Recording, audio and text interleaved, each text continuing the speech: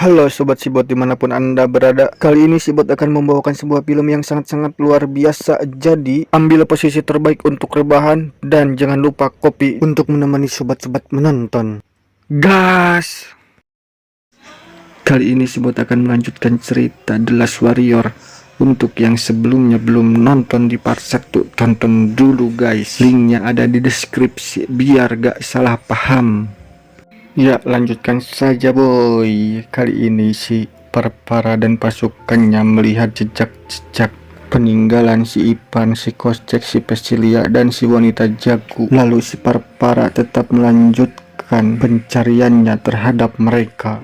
Saat pasukan si Parpara sedang mencari mereka, tetapi si Pesilia sedang memancing monster air untuk keluar karena sudah jadi rahasia umum bagi masyarakat di sekitar sana bahwa monster air ini menyukai wanita-wanita yang sangat cantik. Tidak lama kemudian si monster air itu pun keluar, langsung memuji si Pesilia dengan kecantikannya. Tetapi si lobster merah memberitahu bahwa si Pesilia tidak sendirian. Lalu si monster air menggertak dan membuat si Ipan si Koscek keluar dari persembunyiannya. Melihat rencana awalnya gagal, si wanita jago ini berpikir untuk memikat hati si monster air dengan cara merubah wujud dirinya yang tadinya nenek-nenek menjadi wanita langsing cantik. Si monster air yang melihat itu langsung luluh lantah hatinya dan mau mengantarkan mereka ke tempat pedang keabadian.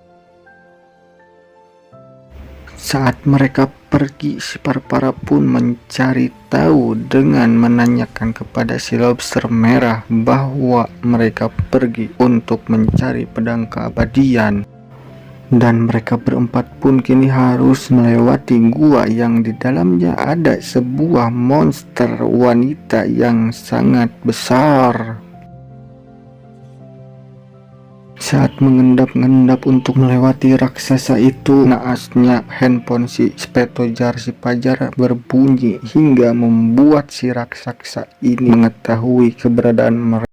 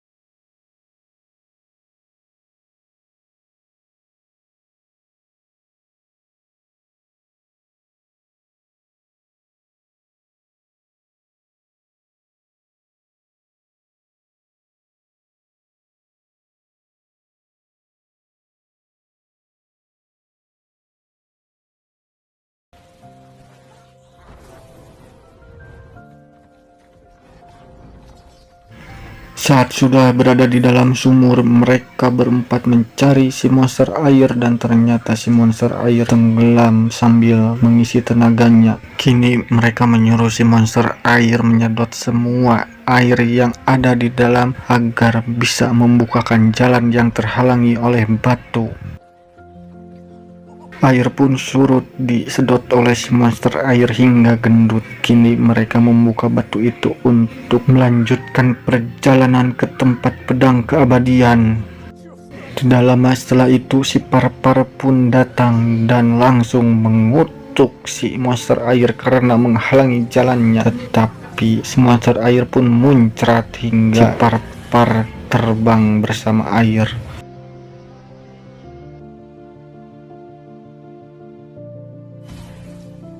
Saat berhasil kabur, mereka pun istirahat dan tidur siang di tempat ini. Lalu si Fajar yang terbangun dari tidurnya mencoba untuk kabur dari kelompok si Koscek karena ingin pulang ke dunia asalnya.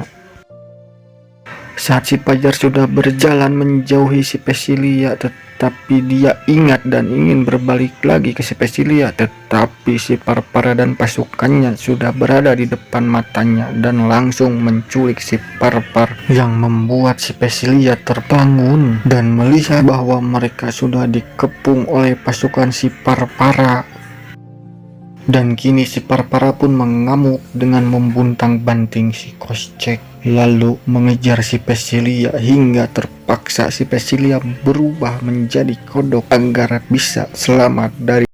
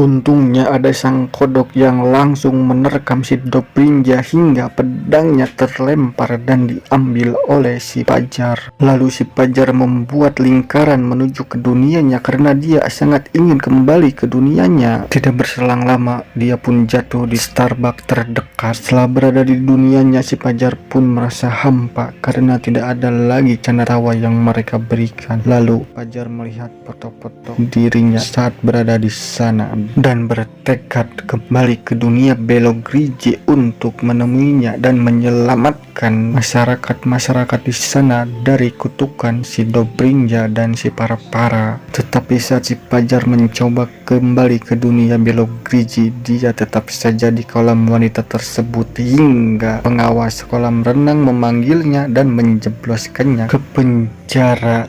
Sungguh masalah yang sangat berat.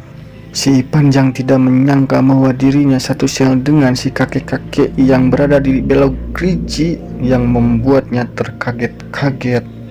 Lalu si kakek itu memberi ide bahwa dirinya harus mengambil tongkat milik si kakek agar si Fajar bisa kembali ke dunia Belogrizi dan menyelamatkan mereka. Dan si Fajar pun mulai beraksi dengan mengandalkan pamornya sebagai ahli supranatural. Saat si polisi itu sedang banyak masalah, tetapi si Fajar meminta minum lalu meminta tongkat milik si kakek tersebut. Dan setelah mendapatkan tongkat tersebut, si kakek ini memberitahu dirinya harus memberi makan sebuah naga Gorjanik yang berkepala 3. Lalu si kakek pun membukakan jalannya menuju Belogrizi kembali.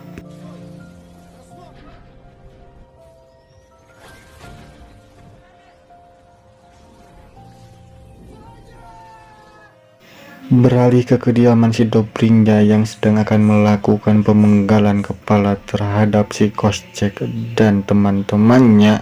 Akan tetapi si Ipan yang sudah sampai di gua bawah tanah milik si Dobrinja dan akan memberikan makanan penambah tenaga bagi naga Gorjanik ini. Tetapi naga ini bukan besar, melainkan sangat kecil, imut sekali. Saat memberikan makanan kepada si Gorjanik, si Ipan harus ketahuan oleh penjaga si Dobrinja, dan si Ipan pun dibawa oleh para pasukan penjaganya ke si Dobrinja yang sedang melakukan upacara keabadian. Saat hanya beberapa detik lagi menuju keabadiannya, tiba-tiba pasukannya memberitahu bahwa naga Gorjanik itu lepas.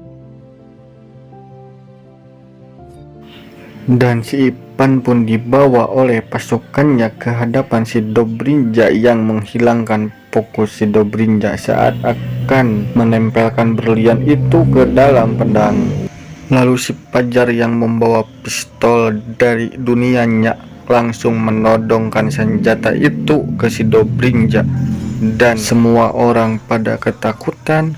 Lalu si Dobrinja pun ditembak dan peluru itu pun menembus baju pelindung si Dobrinja dan membuatnya meninggal. Pada saat yang sama matahari dan bulan sudah bertemu, lalu berlian itu telah tertempel di pedangnya, membuat si Dobrinja menjadi hidup kembali dan ilmu abadinya pun sudah sempurna. Tetapi pada saat yang sama naga Gorjanik pun datang menemui si Dobrinja dan melawan si Dobrinja.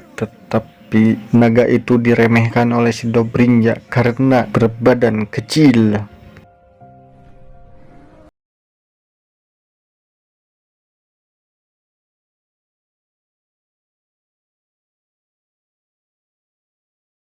Naga yang tidak terima diremehkan oleh si Dobrinja dan ditertawakan oleh pengikutnya membalas dengan cara menyemburnya dengan api yang sangat-sangat besar melebihi badannya. Saat si Dobrinja diganggu oleh sang naga, lalu kondisi di dalam ruangan itu pun tidak fokus terhadap si Fajar. Si Fajar pun kini membebaskan semua teman-temannya yang berada di sana, lalu mengajak duel si Dobrinja menggunakan pedang biasa. Si Pesilia yang melihat pedang keabadiannya tidak dipegang oleh si Dobrinja tidak menyia-nyiakan hal itu untuk mengambil pedang itu, tetapi si Parpar mencoba menghentikannya. Dan si Pesilia pun mampu mengambil berlian biru itu lalu melemparkannya kepada si Koscek. Di sisi lain si Fajar sedang tersudut dan akan dibunuh oleh si Dobrinja, tetapi si Koscek memanggilnya dengan menunjukkan berliannya sudah berada di tangan si Koscek. Saat si Koscek akan membelah berlian itu, tiba-tiba pedang dilemparkan oleh si Parpar hingga memutuskan tangannya. Tetapi walaupun sudah putus, tangan itu masih bisa bergerak dan melemparkan batu berlian itu langsung saja dibelah oleh si Koscek, membuat si Dobrinja dan dirinya si Koscek hancur lebur. Karena rencananya gagal, si Parpara pun kabur entah kemana dia perginya. Dan kini ayah si Spentojar alias si Fajar pun kembali menjadi manusia setelah dikutuk menjadi batu oleh si Parpara. Mereka pun kembali hidup normal tanpa gangguan sihir si Parpara.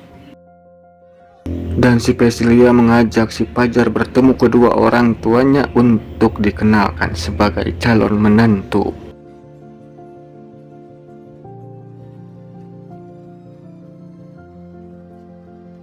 Para kesatria yang dikutuk menjadi batu oleh si Parpara di dalam lautan, kini pun mereka muncul kembali. Dan sungguh tidak menyangka bahwa si Parpara adalah suruhannya si Mimin alias pembantunya si Fajar. Kita patut tunggu di film mereka akan membalaskan dendamnya kepada si Fajar. Kita patut tunggu di film selanjutnya di The Last Warrior 2021 yang akan saya bawakan nanti. Dan jangan lupa subscribe.